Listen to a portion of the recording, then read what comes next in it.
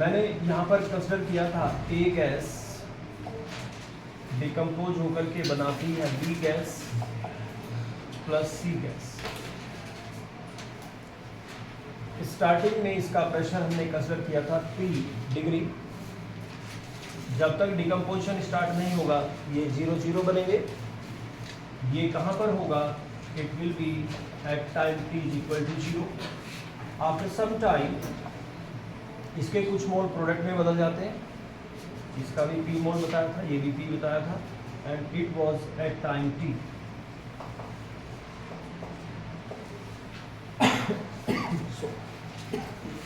ये time t पर बताया था इसने। अब इसके लिए लिखा जाता है रेट लॉ। हमने कहा कि ये फॉलो करता है किसे? ये फॉलो करता है फर्स्ट ऑर्डर काइनेटिक्स को, ठीक है। और इसके लिए मैंने आपको एक एग्जांपल भी बताया था, azo isopropene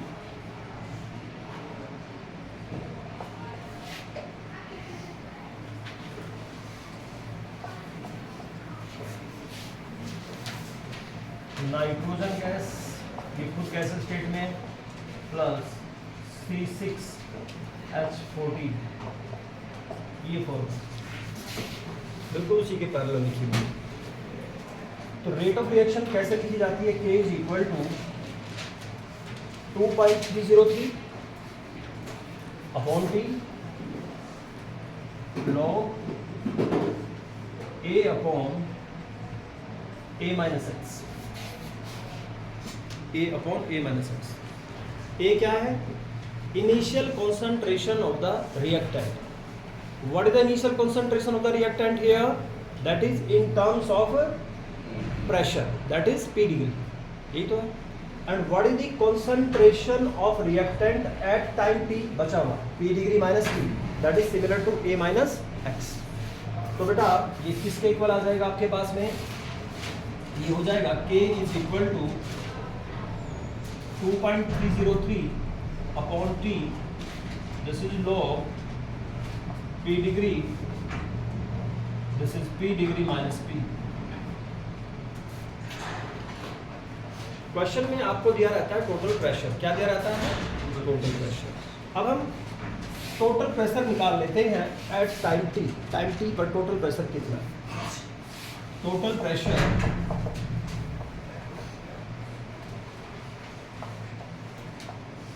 eight time t second. तो बताइए बेटा टोटल प्रेशर कितना हो जाएगा? देखो ये बचा हुआ प्रेशर है, ये प्रेशर B और ये प्रेशर C, तो सबको ऐड कर लेते हैं। टोटल प्रेशर को मैं लिख देता हूँ PT। PT is the total pressure. बताइए किसके इक्वल हो जाएगा? P डिग्री माइनस P, ये P degree minus P A, ये B और ये C का ऐड कर दिया। एक P से एक P हो जाएगा कैंसिल, तो PT इज इक्वल टू आ गया P degree plus P। Then what is the value of this P? P किसके इक्वल आ जाएगा? PT minus P degree. कोई प्रॉब्लम यहाँ तक? बोलो बेटा। अब इसमें इस फार्मूले में जहाँ P है इसको मैं एलिमिनेट कर देता हूँ PT माइनस P डिग्री से। ये P की जगह ये लिखा जा सकता है। तो K is equal to formula बनेगा 2.303 upon T log P degree divided by P degree minus T। P degree को ऐसे ही रखा और बेटा P की वैल्यू यहाँ से लिखी PT माइनस P डिग्री। तो ये हो जाएगा आपके पास में PT माइनस P डिग्री। बोलो इसे हटा रहा हूँ। So what is K now? K is equal to 2.303 upon T log P degree. ये P डिग्री माइनस PT, ये माइनस माइनस हो जाएगा प्लस P डिग्री। बताइए। So K is equal to 2.303 upon T log p degree 2p degree minus pt, this is k. So we have to use this formula. JEE NEET में कई बार इसके ऊपर question पूछा हुआ है, एनसीईआरटी में भी इसके ऊपर बेस्ड एक प्रॉब्लम दी गई है.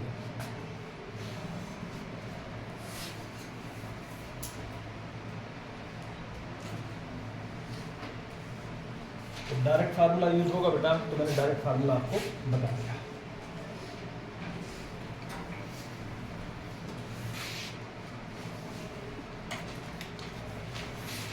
नेक्स्ट टॉपिक है, the next topic is determination of order of a reaction. Methods of determination of order of a reaction. Methods of determination of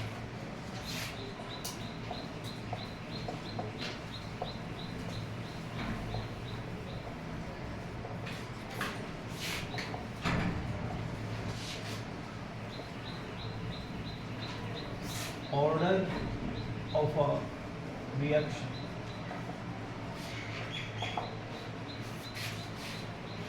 Order of a reaction. How you can find order of a reaction? इसके लिए कुछ methods हैं. जैसे number 1 method, differential equation method.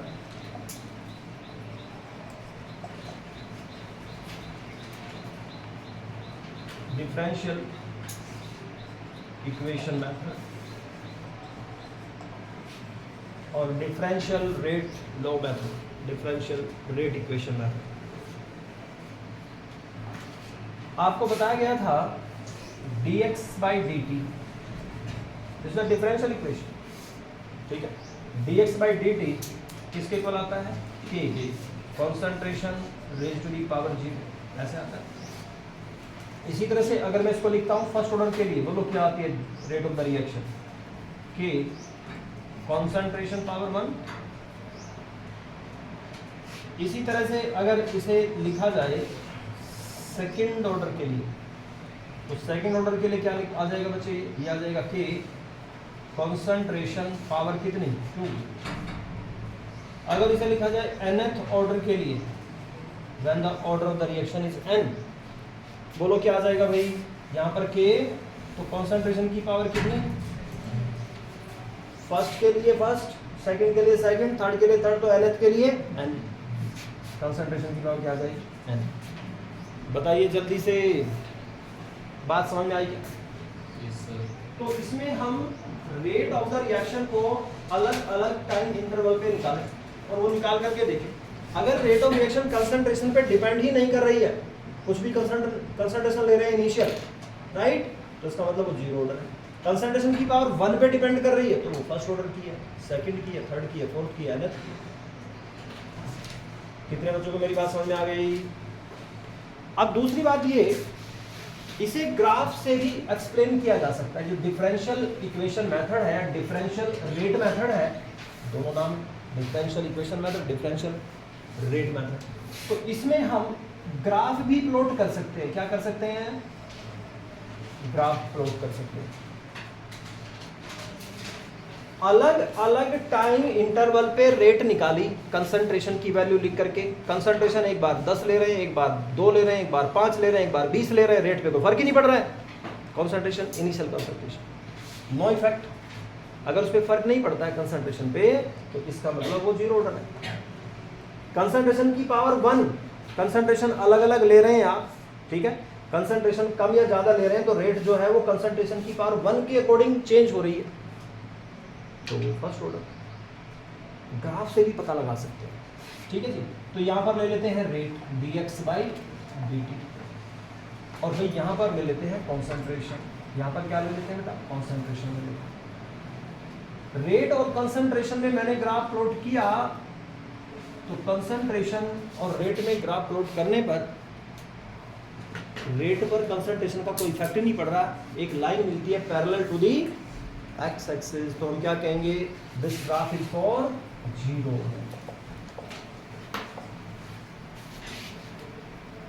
दूसरा बेटा किसके किसके बीच में ग्राफ प्लॉट करें सेकंड में बताइए? यहां पर मैं लेता हूं dx by dt rate of the reaction, और यहां पर लिया जाता है कॉन्सेंट्रेशन। ग्राफ प्लॉट किया मैंने तो इस टाइप की लाइन आती है, देखो इसमें था dx by dt is equal to k concentration, ये एक तरह से y is equal to mx, एक स्ट्रेट लाइन की इक्वेशन है, बहुत बता चुका हूं उसके बारे में, जो ओरिजिन से पास होती है। y is equal to mx, this is the equation of a straight line and it passes through origin, right. तो भाई ओरिजिन से पास होने वाली लाइन ये होती है, इस तरह की मिलाना नहीं होता नीचे। दूसरा देखिए, अगर किस किस के बीच में ग्राफ खींचा जाए, यहाँ पर लिया जाए dx by dt, यहाँ पर लिया जाए कॉन्सेंट्रेशन पावर 2, ठीक है भाई, कॉन्सेंट्रेशन की पावर 2, और स्ट्रेट लाइन आएगी इस तरह से। दिस इज सेकंड होगा। अरे बात समझ में आ गई क्या? समझ में बात आ गई? इसे भी इसी से कोरिलेट करेंगे, dx by dt is equal to k concentration power 2, so y is equal to mx, x concentration की पावर 2। तो डिफरेंशियल इक्वेशन की दो फॉर्म हुई। ये जो सेकंड वाला मैंने आपको बताया, इसे कहते हैं ग्राफिकल मेथड। इसे क्या कहते हैं? Graphical method. अलग अलग टाइम इंटरवल में जो आपने रेट निकाली कंसंट्रेशन के साथ में, उसका जो वेरिएशन आप चेक करते हैं, रेट नहीं बदल रही है कंसंट्रेशन चेंज करने पर, तो जीरो ऑर्डर, कंसंट्रेशन की पावर 1 पे डिपेंड कर रही है तो first order, second order, third order, like this. उसे कहा जाता है पहले वाले पार्ट को सब्स्टिट्यूशन मेथड। उसे क्या कहते हैं? तो डिफरेंशियल रेट मेथड दो टाइप का है। डिफरेंशियल रेट मेथड में पहले वाला मेथड जो था, इससे पहले वाला, उसे क्या कह रहे थे? सब्स्टिट्यूशन मेथड, और इसे क्या कहेंगे? Graphical method. तो दोनों लिख लेना भाई, पहले वाले का नाम है सब्स्टिट्यूशन मेथड, ठीक है, और इसमें ग्राफ बनाए उसको सिंपली कहेंगे ग्राफिकल मेथड। समझ में आ गया? सेकंड मेथड पर आते हैं, number 2, initial rate method. Method number 2 बेटा, second method, initial rate method.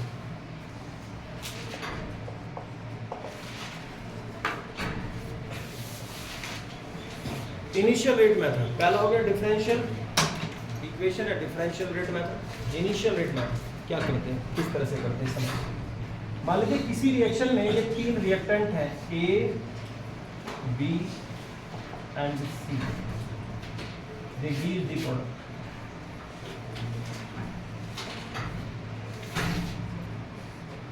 Initial rate method में क्या किया जाता है, समझ लें। ए के रेस्पेक्ट में ऑर्डर n1 है, बी के रेस्पेक्ट में n2 है, सी के रेस्पेक्ट में n3 है। We have to perform an experiment. मैंने एक एक्सपेरिमेंट किया, एक्सपेरिमेंट फर्स्ट। इस एक्सपेरिमेंट फर्स्ट में जो ए है, इसका कंसंट्रेशन ले लेता हूं A1, बी का ले लेता हूं B1 और सी का ले लेता हूं C। मैंने रेट निकाली, रेट A। तो भाई रेट किस पर डिपेंड करेगी? कॉन्सेंट्रेशन की पावर n1। यहाँ पर कॉन्सेंट्रेशन लिया गया है A1, तो A1 की पावर कितनी हो जाएगी? n1। रेट लो। B1 की पावर भी कितनी हो जाएगी बेटा? n2। और C1 की पावर कितनी हो जाएगी? n3। इसमें कोई समस्या? ये मैंने इसकी रेट ला इक्वेशन लिख दी, ठीक है। फिर मैंने एक्सपेरिमेंट 2 किया, experiment 2, experiment second. Experiment second में हम क्या करते हैं, ये दोनों कंसंट्रेशन तो सेम रखते हैं, ए का कंसंट्रेशन बदल देते हैं, इसे वही रखा B1 एंड C1। यहाँ पर जो रेट थी इसे R1 कह लीजिए। अब बताइए रेट क्या आ जाएगी बेटा? R2, that is equal to K A2 power N1 B1 power N2 and C1 power N3। इसमें कोई समस्या आ रही है किसी को तो बताएं। जब हमने B और C का कंसंट्रेशन चेंज ही नहीं किया तो रेट को कंट्रोल करने वाला स्टेप कौन सा होगा भाई? रेट को कंट्रोल करने वाला स्टेप सिर्फ होगा आपका रिएक्टेंट ए। जो रेट आपकी बदल रही है that is because of change in concentration of A, बाकी का तो चेंज ही नहीं किया। अभी जो दो इक्वेशन बन गई बेटा, इन दोनों इक्वेशन को कर लीजिए डिवाइड। जब दोनों इक्वेशन को डिवाइड करेंगे तो ये आ जाएगा R1/R2, ये दोनों टर्म कैंसिल हो जाएंगी, k से k कैंसिल हो जाएगा, ये आ जाएगा A1/A2 पावर n1। क्यों बच्चों? यहां से किसकी वैल्यू फाइंड की जा सकती है? n1 की वैल्यू फाइंड की जा सकती है। बोलो बच्चों। इसके बाद फिर क्या करिएगा? देखिए नेक्स्ट एक्सपेरिमेंट करते हैं। इसे हटा रहा हूं, ये नोट कर लिया आपने। एक्सपेरिमेंट फिर से करते हैं, चेंज कर दिया एक्सपेरिमेंट। थर्ड कह लो एक्सपेरिमेंट थर्ड कह लो।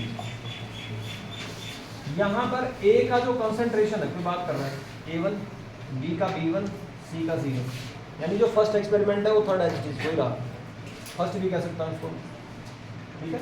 इसे फर्स्ट ही लिख दो आप, इसे it is first.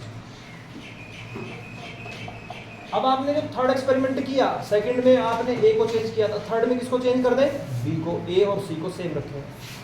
Experiment third, तो ए को मैं A1 ही रखता हूँ, बी को मैं B2 कर देता हूँ, सी को C1 रखता हूँ। फिर से आपके पास में दो रेट की रिएक्शन बनेगी। R1 इज इक्वल टू के, बताइए लिखा जी शाबाश। A1 पावर कितनी बेटा? n1, B1 B का ऑर्डर n2 और C को क्या लिखें? C1 power n3। इसमें देखिए ये क्या लिखा जाएगा? R2 इज इक्वल टू के A1 power n1 and B2 power n2, C1 power n3। फिर क्या करना है? दोनों इक्वेशन को फिर से डिवाइड कर लीजिए। जब दोनों इक्वेशन को डिवाइड करेंगे तो R1 अपॉन, इसे R3 कह लो, थर्ड एक्सपेरिमेंट के लिए R3 कह लीजिए, R3 this is equal to, बेटा ये K cancel, A cancel, C cancel, आपके पास में क्या बन जाएगा? B1 upon B2 power n2। तो यहाँ से n2 की वैल्यू निकल जाएगी। अब समझ गए तीसरे एक्सपेरिमेंट में क्या होगा, फोर्थ एक्सपेरिमेंट में क्या होगा? बताइए फोर्थ में क्या होगा? ए को सेम रखिए, बी को सेम रखिए, सी को चेंज कर दीजिए। बोलो जल्दी से। Experiment number 4। Then what you have to do in experiment number 4? आपने ए को चेंज कर दिया, बी को चेंज कर, बी को A1 B1 और सी को चेंज कर दिया, इसको C2 कर दिया। पूरा लिखिए। R3 की जगह क्या लिखना है? इसको R4 लिखना है। ये B1 रहेगा और बेटा ये हो जाएगा C2।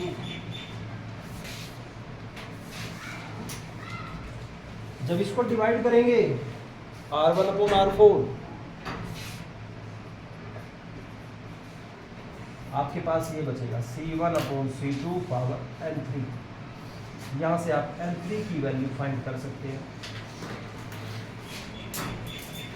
ठीक है जी। अगर मैं कहता हूं इसके लिए रेट लॉ लिखो तो कैसे लिखोगे? K A power n1 B power n2 and C power n3। Order क्या हो जाएगा? n1 plus n2 plus n3। ठीक है। तो बेटा what is the order of the reaction? n1 plus n2 plus n3। तीनों की वैल्यू अभी अभी आपने निकाल के देखी। 4 एक्सपेरिमेंट करेंगे, 4 में से एक तो बार बार रिपीट हो रहा है, वही है, 3 अलग अलग होंगे। तीनों का सम कर दीजिए, order of the reaction calculate हो जाएगा। शुड आई रिपीट या बात समझ में आ गई? Should I repeat? Number third point क्या है? थर्ड मेथड है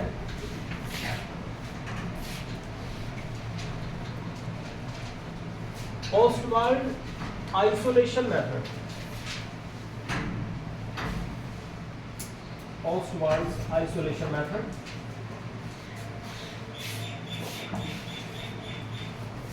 नंबर थर्ड है ना? Ostwald isolation method.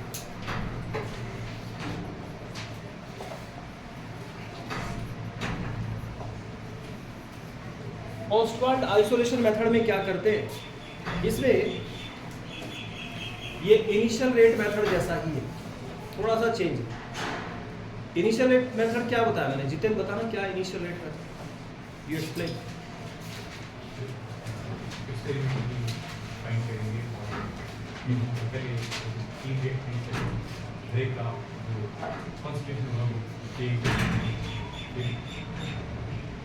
दो का कंसंट्रेशन सेम रखेंगे, तीसरे का चेंज करेंगे, ये है वन सेंटेंस में।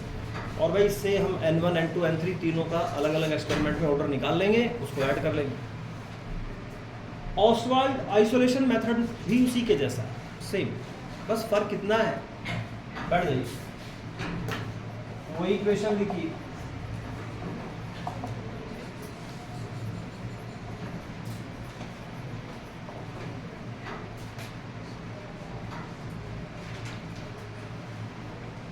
पहले एक्सपेरिमेंट में हम अभी ये कर रहे थे कि भाई A1 B1 C1, दूसरा एक्सपेरिमेंट मैंने किया तो A को A1 A2 कर दिया, बाकी दो को सेम रखा। इसमें क्या करते हैं एक्सपेरिमेंट में कि भाई ये जो B और C है इनको लार्ज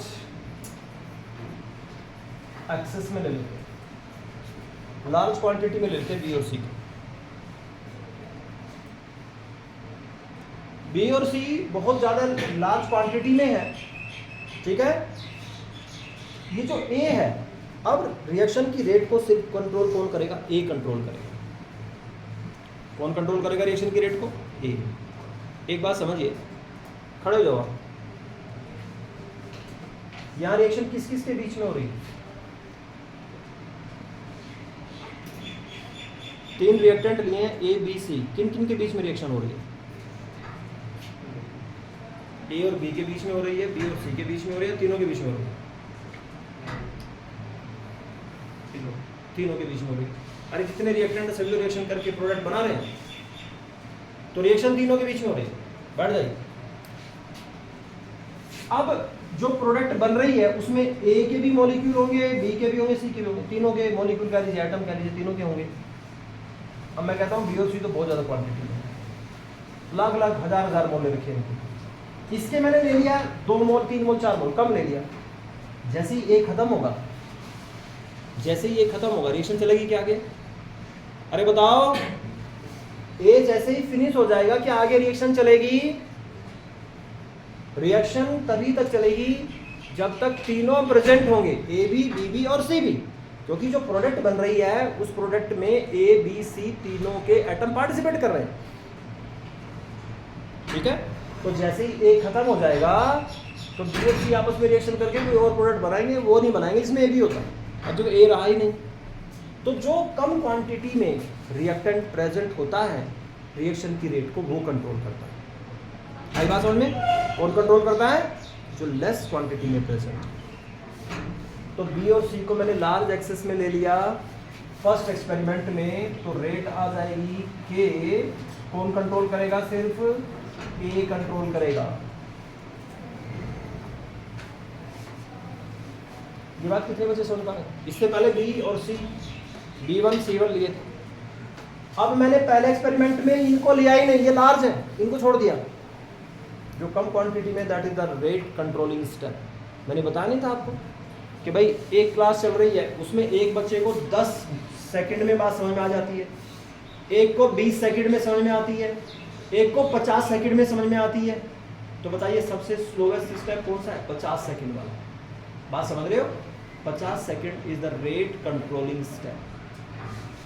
यहां पर जो प्रोडक्ट बन रही है A B और C, तीनों जब रिएक्शन करते हैं तो उस प्रोडक्ट में, मैंने ऐसे लिख दिया, ये प्रोडक्ट बन रही होती, मान लिया A3B2C, ये बन रही मान लीजिए। तो भाई अगर A खत्म हो गया तो ये प्रोडक्ट बनेगी क्या, ये तो तभी तक बनेगी जब तक A भी है, क्योंकि इसमें एक भी के मॉलिक्यूल भी पार्टिसिपेट कर रहे हैं। कितने बच्चे समझ पा रहे हैं इस पॉइंट को, A खत्म, रिएक्शन रुक जाएगी। अब ये नहीं बनेगा, अब B और C कर लेते हैं, वो अलग बात है, कुछ BC बनाए B2C बनाए, that is the different issue. अब इस रिएक्शन में क्या होगा, जो लार्ज लिए गए उनको छोड़ दिया। दूसरा एक्सपेरिमेंट किया, ये लार्ज ही है, ए का कंसंट्रेशन बदल दिया A2, अब जो रेट में चेंज आएगा that is because of only A. फिर से ऐसे डिवाइड करेंगे, ठीक है, R1 upon R2 that is A1 upon A2 power N1, फिर यहां से N1 की वैल्यू निकाल लेंगे। दो को बहुत ज्यादा क्वांटिटी में लेकर के, लार्ज क्वांटिटी में लेकर के एक रिएक्टेंट को आइसोलेट कर दिया, अलग कर दिया। जी कुछ कहना चाह रहे हैं? N1 this is N1। Isolation method इसलिए रखा गया, बी और सी जो है ये मेजॉरिटी है और ये क्या है, माइनॉरिटी। समझ रहे हो बात? ये बात कितने बच्चों को समझ में आ गई? मेजॉरिटी माइनॉरिटी वाली बात समझते हो आप? तो पढ़े लिखे हो, इलेक्शन भी चल रहे, सबको पता है। हर एक स्टेट में, हर एक स्टेट के अंदर एक क्लोज बनाया हुआ है कि हर एक विधानसभा में एक कैंडिडेट जो होगा वो क्रिश्चियन होगा। कौन होगा? क्रिश्चियन। जब अंग्रेज यहां से गए बना के गए, अब चाहे यहां पर एक अकेला ही फैमिली क्रिश्चियनों की है, उसी को ढूंढ के ले आएंगे, उसी को वहां पर उतनी पावर दे देंगे जितनी पावर किसी भी एमएलए के पास होती है, नॉमिनेटेड। ऐसी लोकसभा में भी है, हर स्टेट की राज्य उसमें क्या नाम, विधानसभा में भी इस तरह का रूल। तो जो कोई भी फैसला लिया जाएगा तो उसका रोल हो गया, नहीं हो गया पूरा का पूरा, भले ही वो अकेला है। मेरी बात समझ रहे हो? उसका भी एक कंट्रीब्यूशन होगा। तो यहाँ पर भी हमने वही किया कि जो अकेला था ना, ये इसको कम क्वांटिटी में मैंने लिया था, तो ये लार्ज होते हुए भी कुछ नहीं कर पाएंगे। सिर्फ रेट को कौन कंट्रोल करेगा? आई बात समझ में? इसे कहते हैं ओस्टवाल्ड आइसोलेशन मेथड। अब समझ गए नेक्स्ट एक्सपेरिमेंट में क्या किया होगा? नेक्स्ट एक्सपेरिमेंट में क्या किया जाएगा बेटा बताओ? अब तो N1 निकला है, N2 ये भी निकाल लें। नेक्स्ट एक्सपेरिमेंट में बताओ किसको ले लें लार्ज क्वांटिटी में? लार्ज किसे ले लिया जाए? एक्सेस में किसको ले लिया जाए? A और C। अगर A और C को एक्सेस में लेंगे तो कौन रेट को डिसाइड करेगा? B। अरे आ गया क्या समझ में? अब मैं रेट लिखता हूं R1 अपॉन R2, क्या आ जाएगी? B1 upon B2 power N2, और N2 के लिए इसको सोल्व कर लेंगे। नेक्स्ट एक्सपेरिमेंट में बताइए what you have to do in the next experiment, जल्दी क्विक आंसर। किसको ले लेंगे लार्ज क्वांटिटी में भाई? A एंड B को। Na नहीं, Na तो number of moles, A and B को ले लिया बेटा। अब कौन डिसाइड करेगा? C। ठीक है, तो ये हो जाएगा आपके पास में R1 upon R2 is equal to C1 upon C2 power N3। क्या बात समझ में आ गई? और ऑर्डर क्या हो जाएगा रिएक्शन का बच्चों? What will be the order? N1 plus N2 plus N3, it will be the order.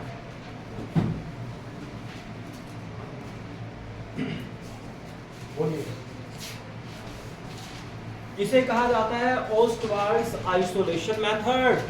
कितने बच्चे इसमें बिल्कुल ठीक ठीक से बात समझ में आ गई? हटा दो।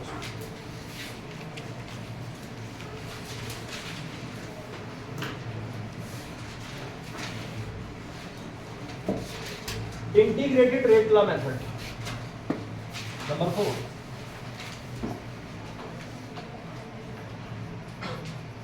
Integrated rate law method.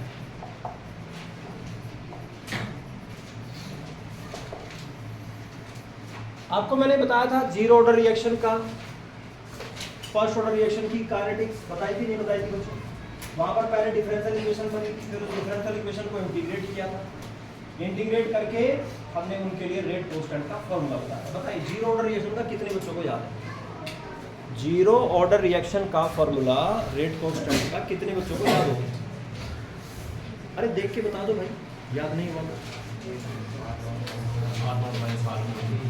K is equal to, हाँ बोलो शाबाश, R0 minus R upon T। First order का बोलो शबक बोलो, पता है सबको? हाँ, नोट ए अपॉन ए माइनस, ये भी पता, ठीक है। ये 0, ये फर्स्ट। सेकंड का मैं बता रहा हूँ आपको भाई, सेकंड एक आध क्वेश्चन में आएगा कहीं 1/t 1/a minus 1/a note, कई जगह ऐसे भी लिखा हुआ है 1/a, ऐसे लिखा हुआ है। ये ए नोट इनिशियल कंसंट्रेशन है, ए टाइम टी पर बचा हुआ कंसंट्रेशन, ठीक है।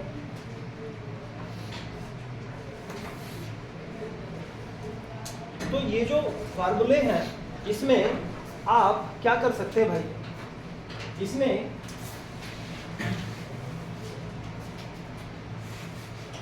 इसको अगर आप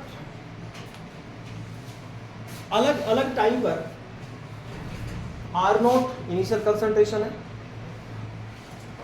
आर टाइम टी पर बचा हुआ कंसंट्रेशन है, इनिशियल है बचा हुआ कंसंट्रेशन, तो क्या करें, अलग अलग टाइम इंटरवल, रिएक्शन को स्टार्ट में 5 मिनट हो गए, रिएक्टेंट लिया था 10 मोल, यहाँ 10 मोल लिखा, 5 मिनट यहाँ पर टाइम लिखा, उस 5 मिनट टाइम पर ये आर कितना बचा हुआ है, ये 10 मोल था, पता चला ये 4 मोल बचा हुआ है, तो 10 - 4 डिवाइड बाई जो भी टाइम था 5, के की वैल्यू निकाल ली। इसके बाद में फिर 10 मिनट हो गए रिएक्शन को स्टार्ट हुए, कितने मिनट हो गए, 10 मिनट्स। स्टार्टिंग में ये तो 10 ही था, अब पता चला ये रह गया 2, बचा हुआ रिएक्टेंट का अमाउंट ये रह गया 2, ये 10 - 2 डिवाइड बाई टाइम 10, के की वैल्यू निकाली। अगर 3-4 एक्सपेरिमेंट आपने ऐसे करके के की वैल्यू निकाली अलग अलग टाइम इंटरवल पर, और इन फार्मूले में ये डिफरेंशियल, ये इंटीग्रेटेड रेट ला इक्वेशंस हैं, इनमें इन वैल्यूज को लिखा,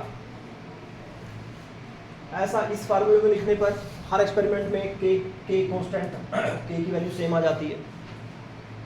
अगर इसमें सेम नहीं आती, पहले वाले में आ रही है 1, दूसरे वाले में आ रही है 3, तीसरे वाले में आ रही है 1.5, ऐसे अलग अलग वैल्यू आ रही है, इसका मतलब ये रेट कांस्टेंट जो है ये फर्स्ट ऑर्डर वाली रिएक्शन नहीं है। अगर फर्स्ट ऑर्डर का होता तो हर एक टाइम इंटरवल में टी, आर नॉट और आर की वैल्यू लिखने पर के की वैल्यू सेम आती।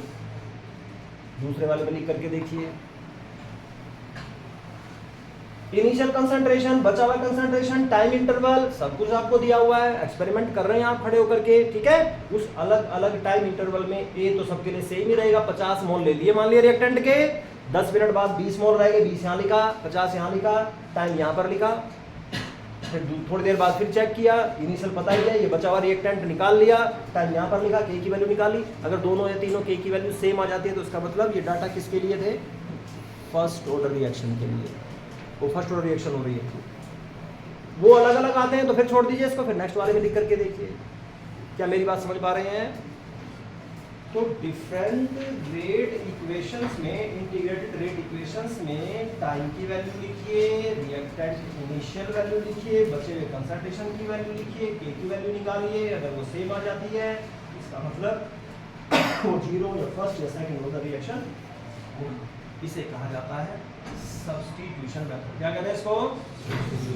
तो भाई इनमें वैल्यूज लिखें, अलग अलग टाइम इंटरवल में के की वैल्यू निकालें, this is known as substitution method. लिख लीजिए इसको अपने वर्ड। तो इंटीग्रेटेड रेट ला मेथड भी दो टाइप का है, पहला है सब्स्टिट्यूशन मेथड। समझ गए सब्स्टिट्यूशन में क्या करना है?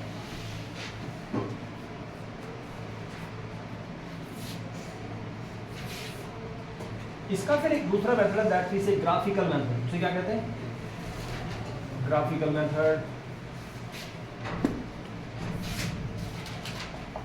पहला था ए सब्स्टिट्यूशन, और इंटीग्रेटेड का दूसरा है बी ग्राफिकल मेथड।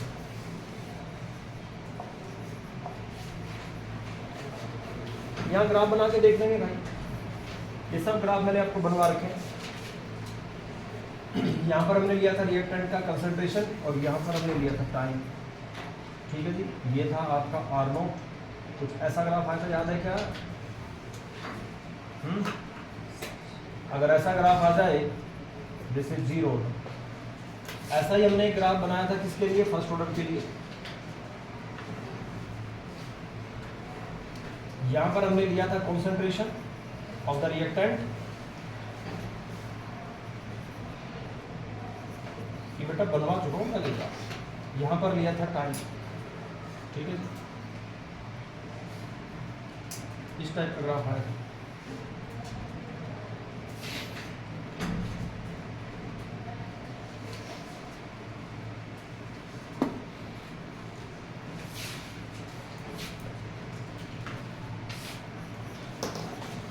ऐसे log a माइनस एक्स लिया था, यहाँ पर टाइम लिया था, ठीक है। और इस वाली चीज़ को हमने कहा था log a इंटरसेप्ट। बनवा रखा नहीं बेटा ग्राफ पहले, जहाँ पर मैंने जीरो फर्स्ट ऑर्डर रिएक्शन की आपको ग्राफ समझा कि इनमें से ये भी एक ग्राफ। इसे कहा जाएगा इंटीग्रेटेड रेट लॉ मेथड की सेकंड फॉर्म, दैट वी से ग्राफिकल। फिफ्थ पर आ गए, नंबर फिफ्थ, इसे हटा रहा हूं। ये समझ में आ गया? फिर से बताओ, बोलो। अरे यस नो कुछ बोल दो भाई। हाफ लाइफ मेथड,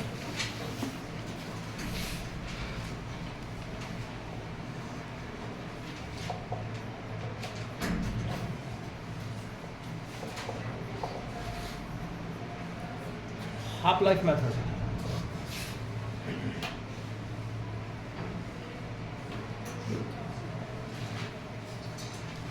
देखो जी, हाफ लाइफ मेथड में क्या करते हैं,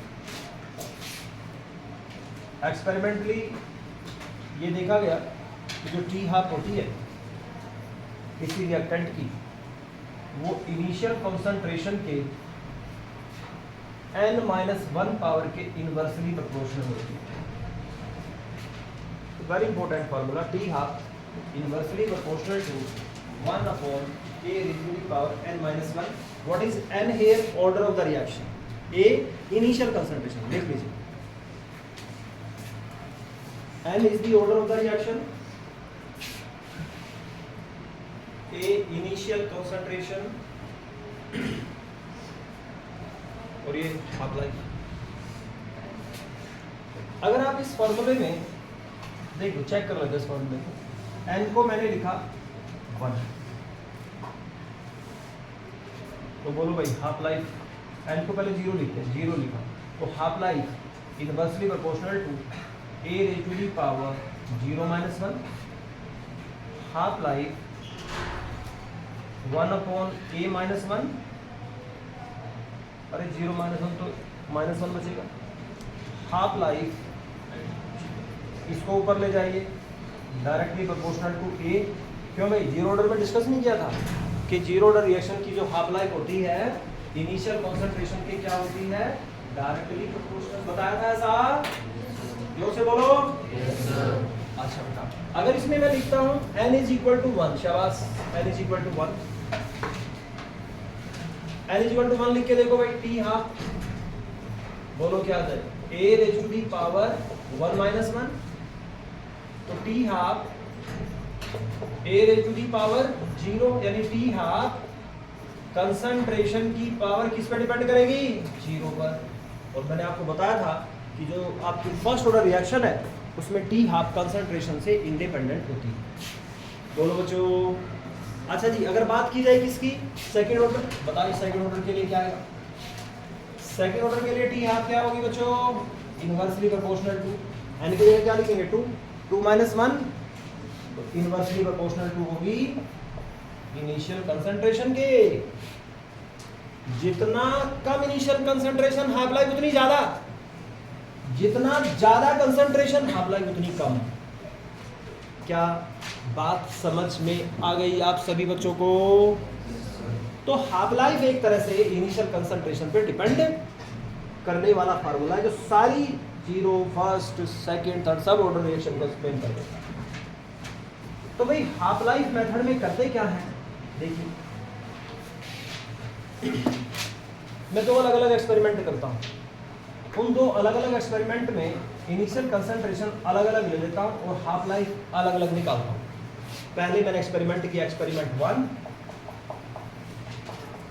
एक्सपेरिमेंट फर्स्ट, तो हाफ लाइफ फर्स्ट एक्सपेरिमेंट की, और जो रिएक्टेंट था उसका मैंने अमाउंट लिया A1 power N1। Experiment second किया बच्चे। अब हाफ लाइफ जो है सेकंड एक्सपेरिमेंट में उसे मैं हाफ टी हाफ सेकंड कह देता हूँ। इनिशियल कंसंट्रेशन चेंज कर देता हूँ A2 N-1। क्यों भाई इसमें कोई समस्या? N is the order of the reaction. पहले एक एक्सपेरिमेंट किया था उसमें रिएक्टेंट के A1 मोल लिए 10 मोल लिए, दूसरा एक्सपेरिमेंट किया 5 ले लिया 20 ले लिया 15 ले लिए, चेंज करके ले ली मोल।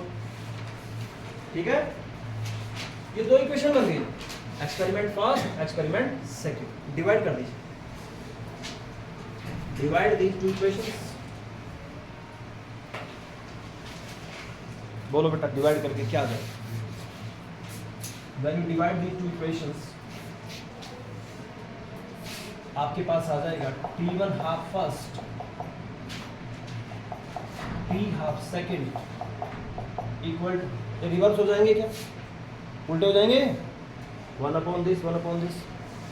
अरे इतना मैथ तो जानते होगे, A2/A1 हो जाएगा क्या? और इसकी पावर कितनी आ जाएगी? N-1। बोलो इस समझ में आया? पूरा लिख के बताओ। कितने बच्चों को आगे समझ में? हाथ उठाइए। इस इक्वेशन का दोनों साइड में लॉग ले लीजिए by taking log of this equation.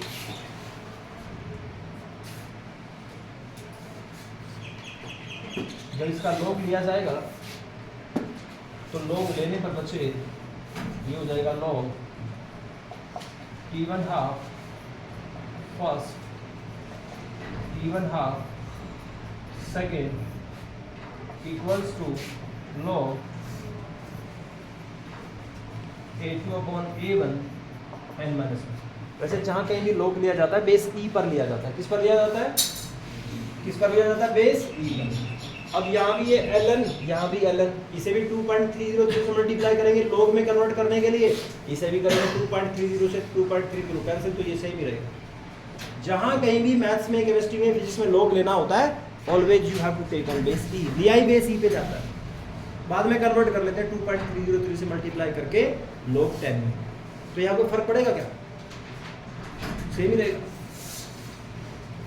log rule से बेटा ये स्टार्टिंग में आ जाएगा N-1 log A2/A। So what is the value of N-1?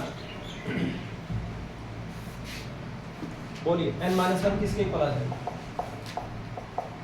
Equals to log A2/A1 divided by this log T half first T half second। कोई problem? इसे हटा दो।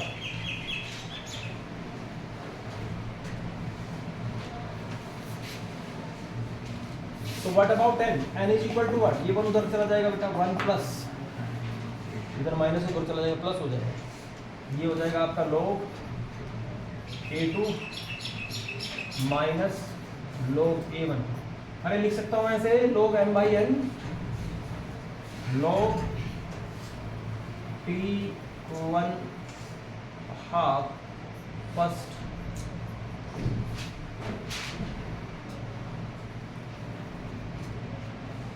Minus log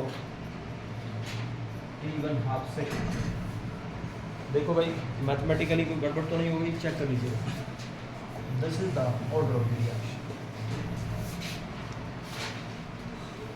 अलग अलग टाइम इंटरवल में A2 की वैल्यू, A1 की value, ये सब लिखे, T हाफ की वैल्यू इसमें लिखे, you can find the order of the reaction.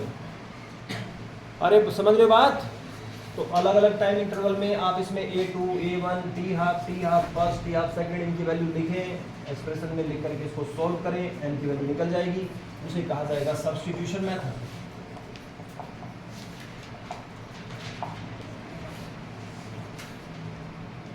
दूसरा मेथड होता है इसका ग्राफिकल मेथड। इसे हटा रहा हूं। क्यों भाई ग्राफिकल मेथड कुछ याद आ रहा है? ये मैंने जब आपको जीरो ऑर्डर रिएक्शन बताई थी वहाँ पर मैंने बताया था, यहाँ पर ले लीजिए टी हाफ और यहाँ पर आप ले लीजिए क्या, कॉन्सेंट्रेशन। इस टाइप की स्ट्रेट लाइन आएगी विच passes through origin. T half और कंसंट्रेशन में आप एक ग्राफ लोड करेंगे, कंसंट्रेशन इनिशियल कंसंट्रेशन, इस टाइप की लाइन आएगी। दिस इज फॉर जीरो, तो ऑर्डर रिएक्शन का क्या होगा, जीरो। बताया हुआ है नहीं बताया हुआ है,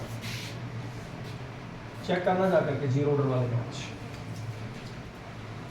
दूसरा देखिए, अगर यहां पर लिया जाए टी हाफ,